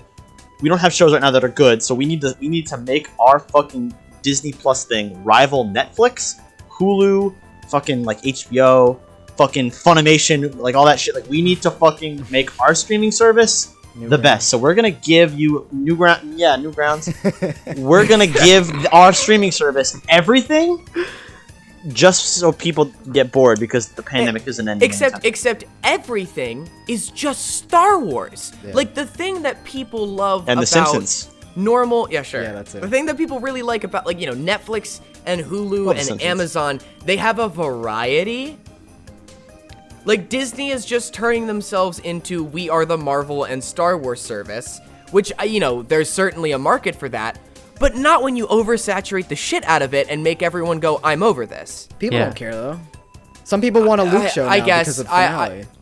Yeah, you know, Did you guys say I guess there's a I'm in new the Luke show? minority of people here, but it's honestly just been like just That's suffocating. good. You have your They Live glasses on, and you can tell when you're being pandered to. So I don't That's know. a fucking great And movie. again, Yeah, that it's Boba Fett end credit scene at the end of Mandalorian. That ruined the I'm finale not gonna for lie. you. No, It did. it ruined the finale for me. Yeah. It left such a bad taste in my mouth. I could I was tell. like, they put an ad at the end of this season. Like it was insulting. Yeah, it was pretty Yeah. gross. To me at least. Like and they had me. Like they had me doing the dumb fanboy stuff when I was like, oh, it's Luke. Like they got me to geek out. They did And it. that's when they had you.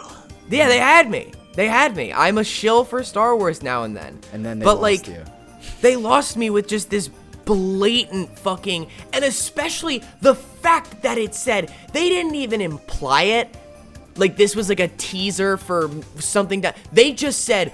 The Book of Boba Fett coming Yeah. December They 2021. said, Like they said Sephiroth Thanos will coming return December in Avengers Infinity War. Boba Fett will return yeah, in Boba Star Fett, Wars. Boba Fett will Rise of return in the Skywalker. Avengers. Like, That's it's fucked. so. dumb. Yeah. I don't know. I'm also pissed that the they Boba didn't Fett use show will his be leitmotif. cool, I think. Or They possibly. didn't use his leitmotif from Empire, and that made me upset. That's it. That's very That makes nitpicky. sense. I'm a music but- guy too, so like. I think that the Boba Fett show, I agree with Dylan, it has one of the higher potentials for all these shows that are coming out. Just because I mean, like, you know, there's a lot of stuff that we can, you know, look at with Boba Fett. There's a lot of stuff. What we is it can gonna be explore. about? A prequel to Rogue One? Are you fucking kidding? Who wants that? I don't want that. Who? Oh yeah, asked they're for making that? a Cassian Andor show. Yeah. Like they're making by the way, I have been asking this for weeks. Does anyone know what the fuck the Acolyte is? No.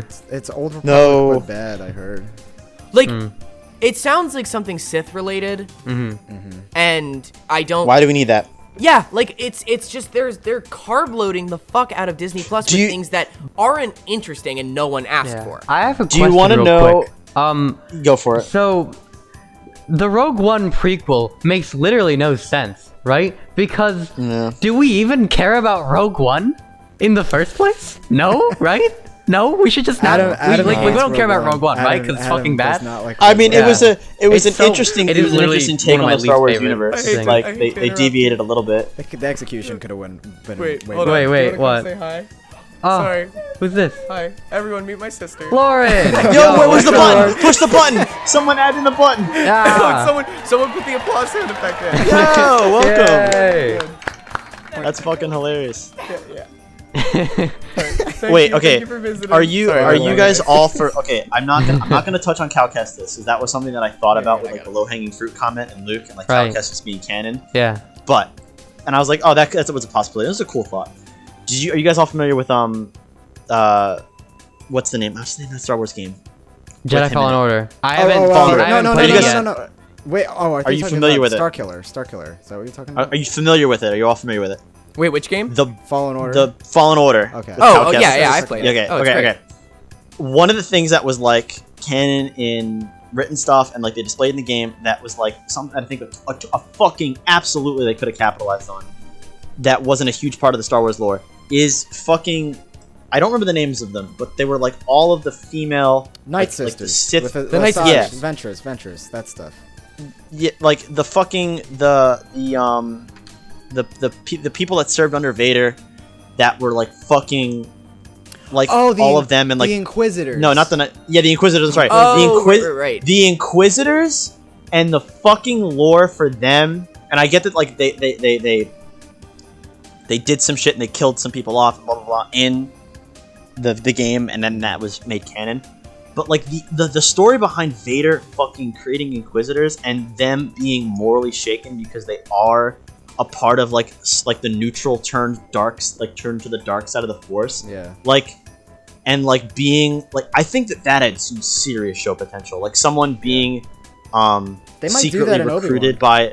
Yeah, I would say someone being secretly recruited by the like an Inquisitor who maybe like finds out. It would almost be like kind of like a drama in a way, but I think like I feel like if they took like the Inquisitor storyline, which is a beautiful fucking dark tale of the Siths, and they go, okay, we're gonna fucking make a new character, and it's gonna be fucking the Inquisitors like pick up a child and make them one of their own. Yeah. But like they're morally conflicted and they get recruited by the rebels and they have to like balance the life that they've known. Like, oh, like that would be cool. Yeah. Because the like cool characters, cool storyline, missed the fucking boat. They missed the that's boat what they always big do. time. They never do. They go for They always- they go for like the low hanging fruit, like you said. They go for the stuff that pleases the lowest common denominator, and that's why they went with Luke, and that's why they're gonna do all these other shows. Yeah.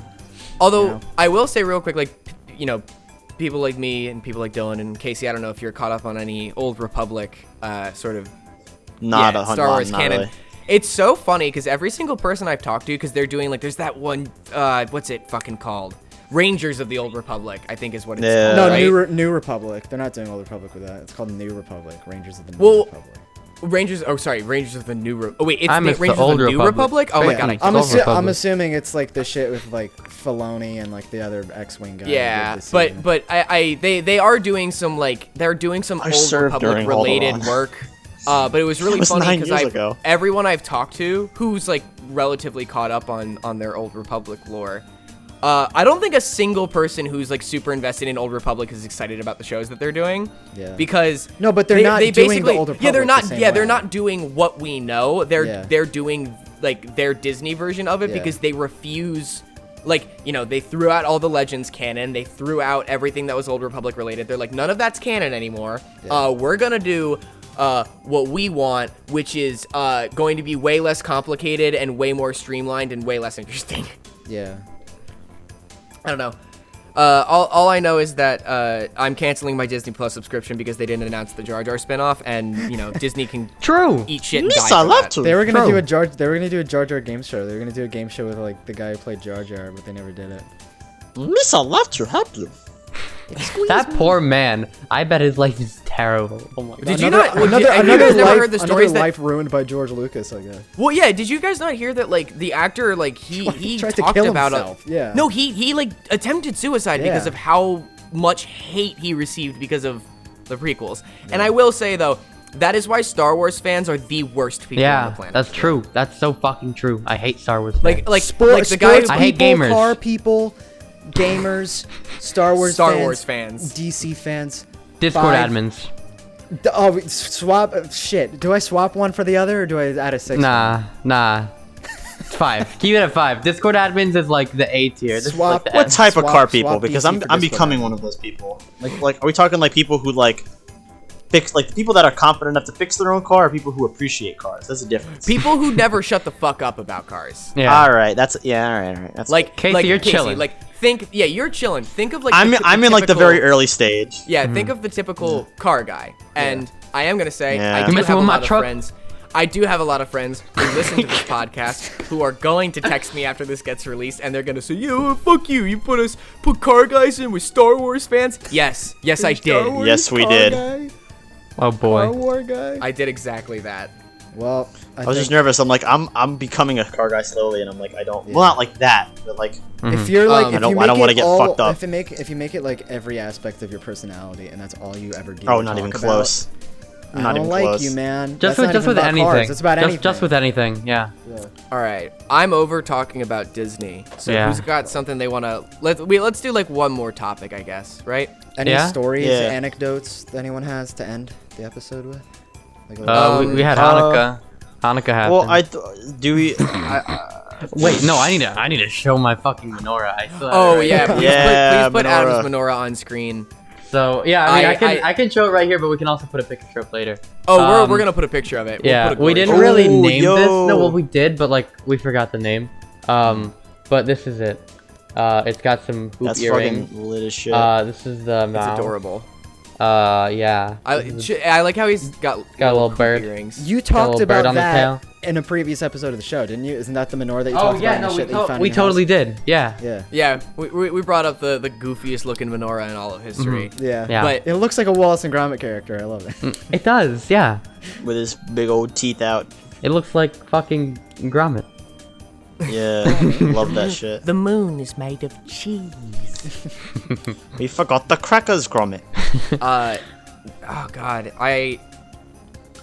I'm trying to think of a good anecdote, but my mind keeps going back to like I just keep. I wanna repeating the talk words, about- fuck Disney in my head. Yeah, I want to talk about fucking the concept of Spotify Wrapped. Like, Oh yeah, let's talk about our Spotify rap. Yeah. Let's end Uh-huh. it with that. Let's That'll end the be fun. episode with Spotify Wrapped real quick. yeah. Oh, let me pull mine Do up we- so I can get my. Do we want to? I think we references. should all take a half second and see if we can pull up our Spotify Wrapped show. Yeah. I don't have to just pull make up a mine. cut. Mine is the same do as a little last year. cut. Yeah, Yeah. Dylan's is Toto. Don't and Toto eat and glass Toto. because it's bad for you. It's so I just saw funny. that.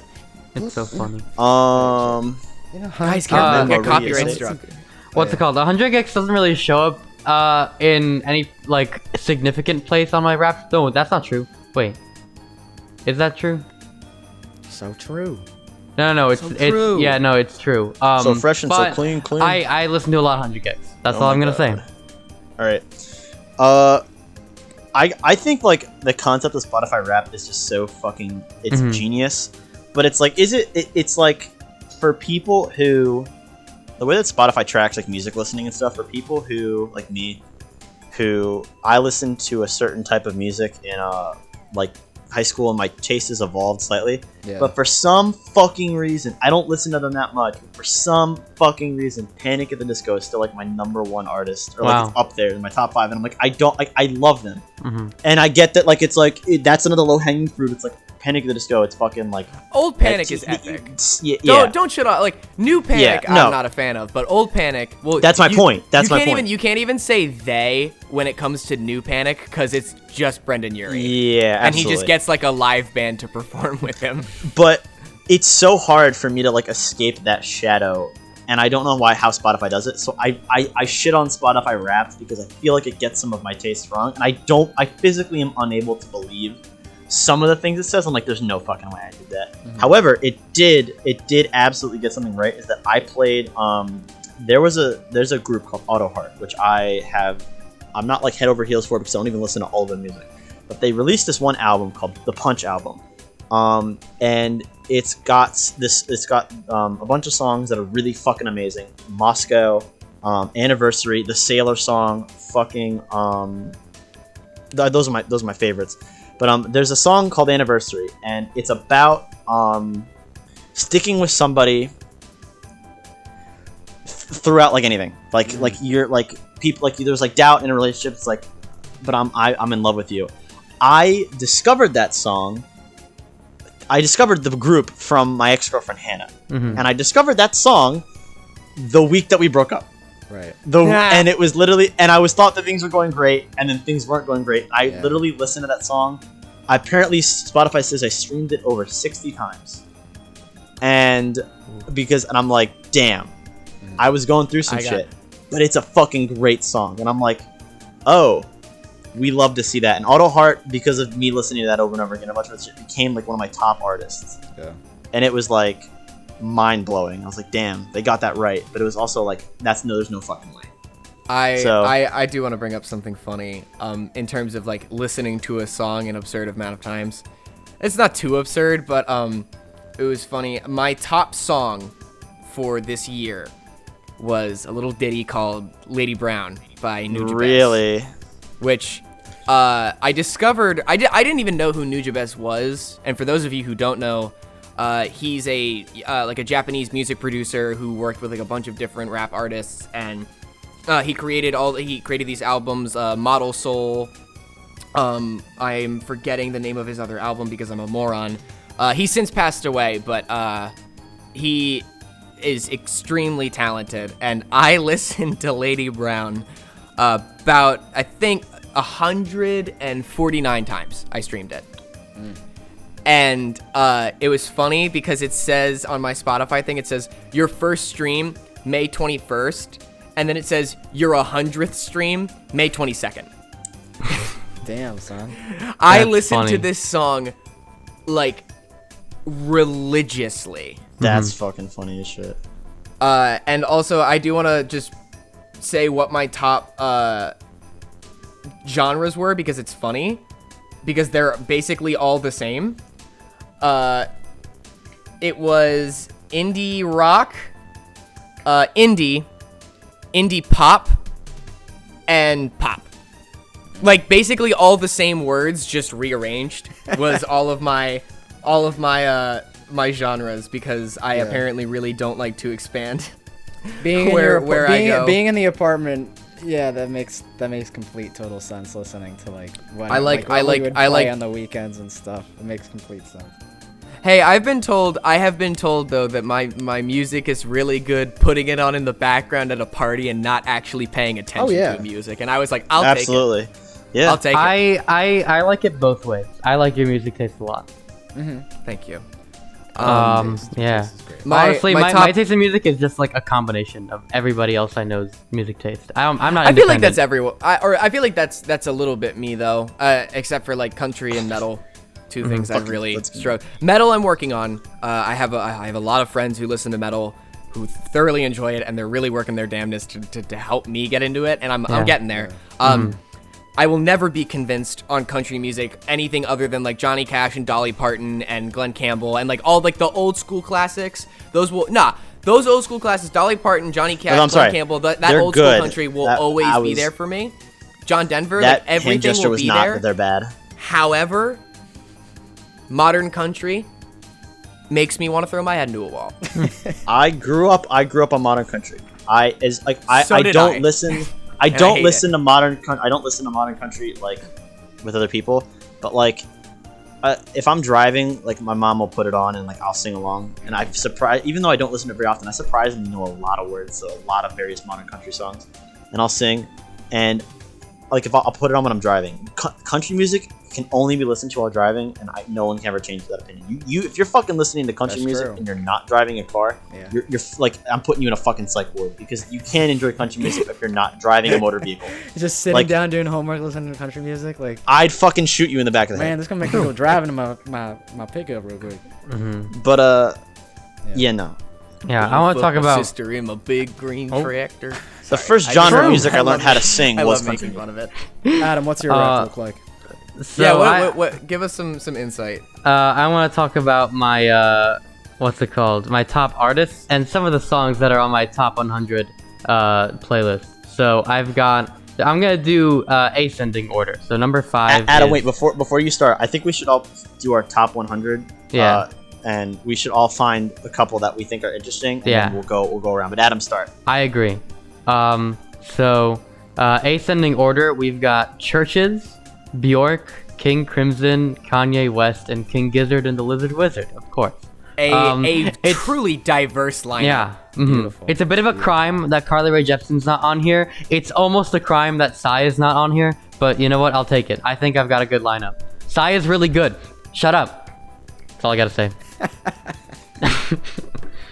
All right, everyone else Well- put their top 5 artists. Oh yeah. I'll do mine real quick. I have to actually find them. Well, my number one, and it is probably something that a lot of people have not heard of, but I will recommend it wholeheartedly. His name is Bobbing, like Bobbing. for apples, but like his name.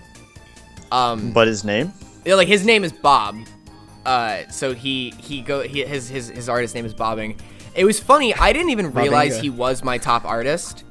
I didn't think I listened to him that much, but I did. Until you were neck deep down the rabbit hole. He's fantastic. Where are my top artists? I could say mine real quick. Here it is. So yeah, Bobbing. Sorry, Dylan. Nujabes, I'll do it in a obviously. second. ABBA. Okay. King Gizzard and the Lizard Wizard is my number 4. And my very last one is Aaron May, who that's also a slightly more obscure rapper, but big fan of Aaron May. So anyone who's never heard of him, go give him a listen. He makes some good stuff. Okay, mine from bottom to the top 5. Okay, it's Van Halen, Red Hot Chili Peppers, Rush, Journey, and Toto, which is almost identical to last year's.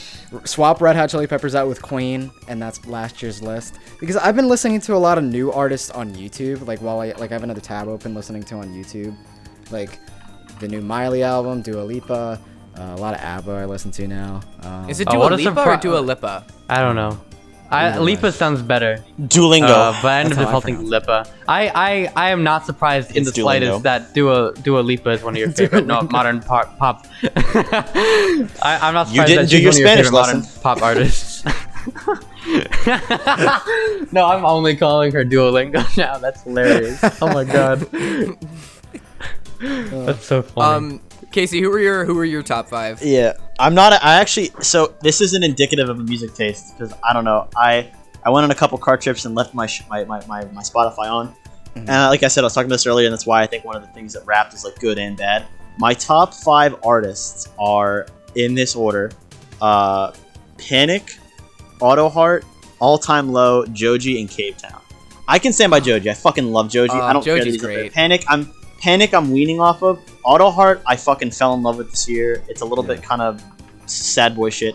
Cave Town, good music, but like definitely like, I don't know. I don't know why it's up there that much. I don't listen to that much. And All Time Low has some of the best songs in my opinion that you can fucking rock out to while like driving fast. Especially, I don't want to flex, but you guys know my car and how fucking awesome it is. Yeah. I'm going 90, Sorry. and I'm going 90 in a place I really shouldn't be going 90, and I got fucking backseat serenade, Yeah. Izzy her, and I'm fucking cruising down the road. Yeah, That man. shit is an amazing feeling. Mhm. But yeah, my fucking top songs though, are fucking wild. Weird. Yeah, I got everywhere. some weird ones in here too. Mm-hmm. Well, 2 of them are from the same artist because I'm all just dumb. Also, I love when it tells you how much music you listen to, and I can't really translate this into like hours because I can't do math.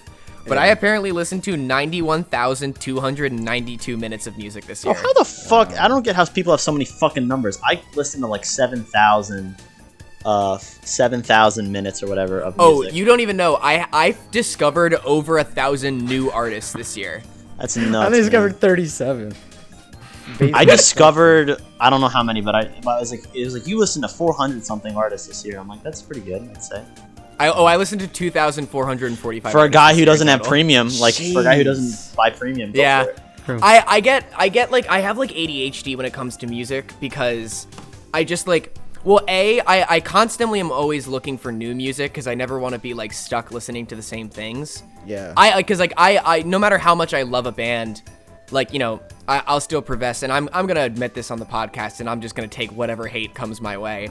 One of my top artists of all time, like not Spotify Wrapped, like not any like algorithm. Your opinion. Just personally is Mac DeMarco, and I understand that I am a small, skinny, 20-year-old white boy who is saying that his favorite artist is Mac DeMarco. Big fucking shocker. Like I know what stereotype I fall That's into. scuffed.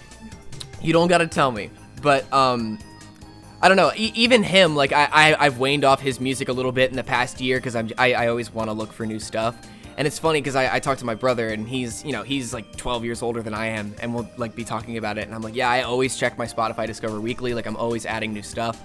And my brother's just like, man, I have like a job and like kids now. He's like, I can't. have job. He's like, I have my music. I It have instantly negates all that shit. and I like The it, job and I'm and the gonna kids. stay that way. And I'm like, yeah, that's why I'm trying to just like discover as much as I can before it's like hard for me to look for new music. Before it's too late. Yeah, before. Well, I mean, just before, like you, like again, like Casey was saying earlier, like we get older, you gotta prioritize like what you're doing because you got so many. You got bills to pay. You more- got new Star Wars shows to watch. You gotta prioritize it. Yeah. I gotta. Do I look for new music, or do I watch the 17th season of Rangers of the New Republic? I have that dilemma, but I'm like, I started watching Cowboy Bebop, and I'm like, I then schoolwork. That's came worth back the into my life, and distraction. I'm like, That's worth the Yeah. distraction. I No, would fucking- flunk out of college to watch that. what's show again. one song that like doesn't like fit the mold of your genre that's in your top 100? Everyone find one. Well, real quick, I actually have a few anomalies here. all right, go for I mean, it. most of my top 100 is basically the artists I mentioned before, and also Marina and the Diamonds, and also Aphex Twin. But we've also got Snow Halation, Je Hua Piao Piao, Never Meant, Oh my Big god. Chungus. Yeah! Oh, yeah. He made it. He's on the list. Jesus is the one, No fucking aka I way. Got Depression. And Gas Gas Gas. We've also got great Gas, hits. gas, gas. We've also got great Monster. hits such as Meth Head Freestyle by Lil Darky. We've got Chanel by Frank Ocean. The only Frank Ocean song I listen to. That would be the only Frank Ocean song that would yeah. show up, wouldn't it? We've got quick. Okay, one Okay. more. Okay. I wanna Light say- the Sky on Fire is a really funny one because it's the song that appears in the Star Wars Holiday Special, and it's like really fucking stupid. Like Chewie's kid, I think his name is like Stinky or some shit. No, it's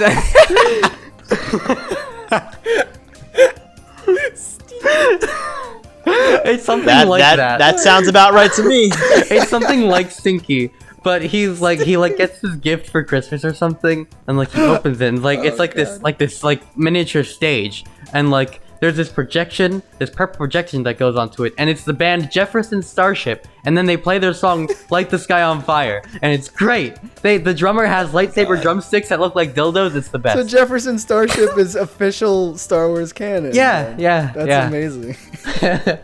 Anyways, I'm done. Can we talk about the journey Adam made with Big Chungus this year? It's like amazing. do we need to? That's Wait, is it much of that's a journey? Really, It is a No, journey. it's a journey. It's a It went journey. from like the beginning of the semester, like August, September. You would listen to Big Chungus. It's fucking Iliad. No. day. This journey goes back to April. Back when, like, Does it? a little bit after we were sent home, and like, my friends from Jersey, we would hang out in Discord a lot, and one day, someone, puts on a song in the Discord music bot, and it's Big Chungus. And I'm like, wait, this is hilarious. What? Big Chungus is so old, but like, this is funny? And it just kind of turned into an obsession. Yeah, My strange addiction. It's like an episode of You waned off the Hoarders. Chungus Yeah. Aid a lot, though, recently. I kinda I will did. say you don't really drink the I'm al- Chungus Aid that much anymore, Adam. So Mhm, yeah. Yeah, I will say I am also going to reveal some true colors. So my entire top 100 is perfectly fits within my genres, except too. for a handful of songs. And every single one of them is related. It is alright, let's hear it is almost every single JoJo OP. Oh, really? Yeah. Yeah, Funny. so my number, it's literally my number, this looks like number, like, I think my top 11th song is Bloody Stream by Coda. Just a couple of songs down is Sonochi no Sadame. Yes. A couple of songs down from that is just the score, Stardust Crusaders, just the score from it. The main and then Jotaro I theme. have, oh my god, and then I have... Is Great Days on there? Crazy. Great Days better be. Great Days is on here. Crazy Noisy Bizarre Town is on here. It's the only thing that doesn't fit my pattern, and it's all JoJo music. So That's funny as shit. I fucking love it though. I listened Oh to my more. God, I they're so listened good. more to the JoJo soundtrack than I actually watched the show. Oh, That's I also that's have. a fucking mood. I take that back. A Cruel Angel's Thesis, Ah. Evangelion. That is also in here because real quick, I'm making fun of myself for the JoJo one. Like, whoa, why do you have JoJo songs in your top 100? In my opinion, Cruel Angel's Thesis should have been in my top 5. I didn't listen to it enough this year. But go on. It is really good. Mine is just Alright, all Dylan, you're 80s up. shit. Mine is just all, you got you got Toto, Rush, Journey, yeah. You got Ario Speedwagon in there. Loverboy, a lot of Peter Gray. Billy Peter Idol? Grill, Phil, yeah, Billy Idol, a lot of Billy Idol.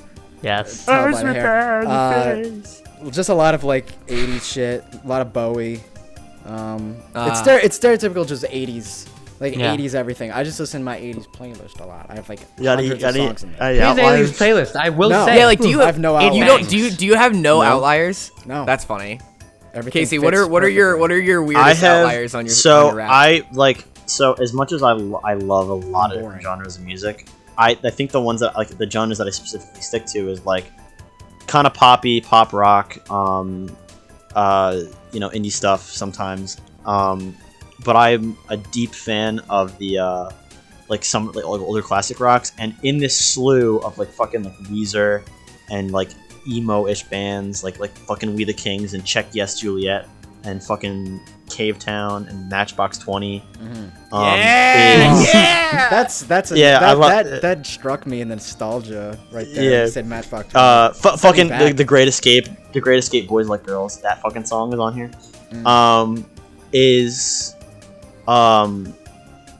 I just lost it. Where the fuck is it? Well, there's Roxanne, but that's kind of like, eh. That's a good song. Sorry, that's a good song, but it's like not. It kind of fits in a little bit more. But It fits. where the fuck is it? Hold on, I just had 25 or 6 before by Chicago.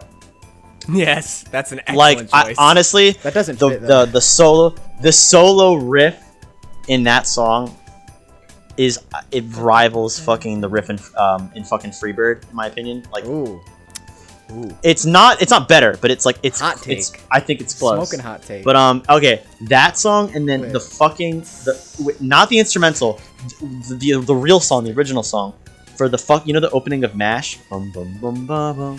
yeah, And that's a real song. It's a real song written by Johnny Mandel. It's called "Suicide Is Painless," and it's a fucking beautiful song. it brings on Through many early changes. morning fog, I see It's the so visions. funny. It's such a beautiful song. It's a I fucking was going through my beautiful, feels It's saying like that. weirdly dark but funny. I love that song. well, that's just the show MASH. Yeah, that's just like, MASH. Yeah. That's just MASH. Yeah. Just dark but funny. Those Yeah. are the two like big outliers that I see in terms of like everything I fucking see in this thing fits the early like late 90s, early 2000s like emo phase, because I like that shit, but it's weird. Oh, fucking also doesn't fit in technically.